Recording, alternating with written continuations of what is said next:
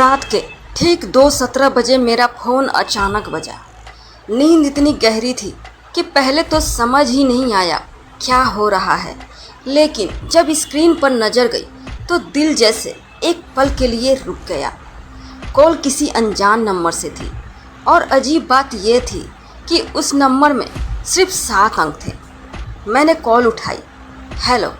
दूसरी तरफ कुछ सेकंड तक सन्नाटा रहा, फिर बहुत धीमी कांपती हुई आवाज़ आई, मत जाओ प्लीज़ मत जाओ। मैं चौंक गया, कौन कौन बोल रहा है, लेकिन कॉल कट गई।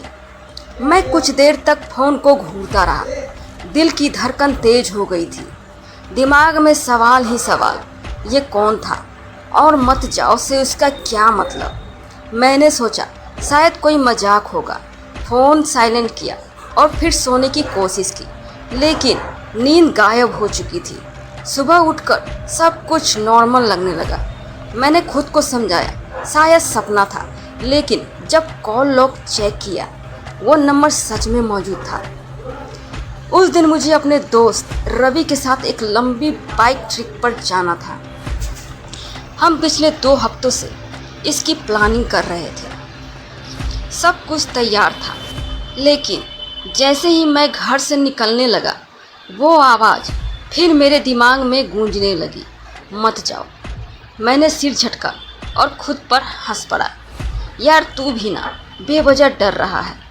मैं बाइक स्टार्ट करने ही वाला था कि अचानक फ़ोन फिर बजा।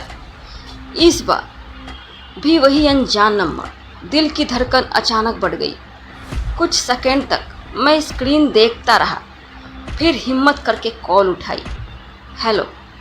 इस बार आवाज़ थोड़ी साफ थी, लेकिन डर अब भी था। तुम सुन क्यों नहीं रहे?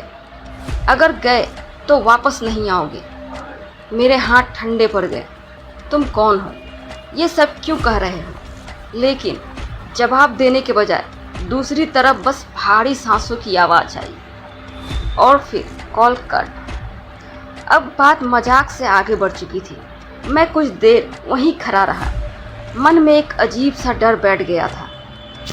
तभी रवि का मैसेज आया, भाई जल्दी आ, लेट हो रहा है। मैं दुविधा में था, जाऊं या ना जाऊं। आखिरकार मैंने सोचा डर के कारण प्लान कैंसिल करना बेवकूफ़ी होगी और मैं निकल पड़ा। हम हाईवे पर थे, हवा तेज़ थी, रास्ता खाली, सब कुछ परफेक्ट लग रहा था, लेकिन अंदर कहीं वो बेचैनी अभी भी थी। करीब 1 घंटे बाद हम एक पहाड़ी रास्ते पर पहुंचे।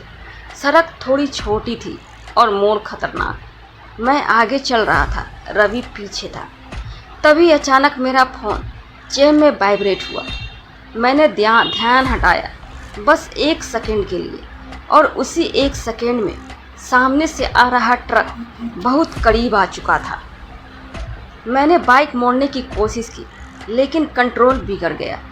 सब कुछ जैसे स्लो मोशन में हो गया। ब्रेक की चीख, रवि की आवाज़ और फिर अंधेरा। जब मेरी आंखें खुली मैं अस्पताल में था। सर पर पट्टी थी, शरीर में दर्द, लेकिन मैं जिंदा था।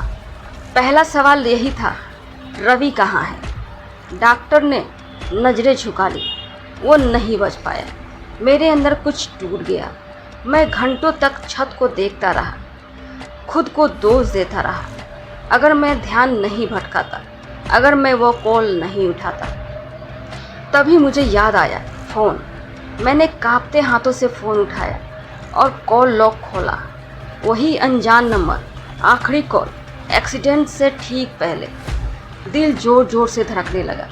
मैंने हिम्मत जुटाई और उस नंबर पर कॉल बैक किया।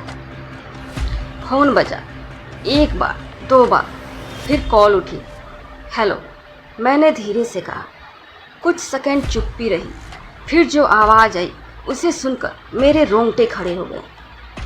वो मेरी अपनी आवाज़ थी, मैं तुम ही हूँ। एक दिन आगे से मैंने तुम्हें रोकने की कोशिश की थी। मेरे हाथ से फ़ोन गिर गया।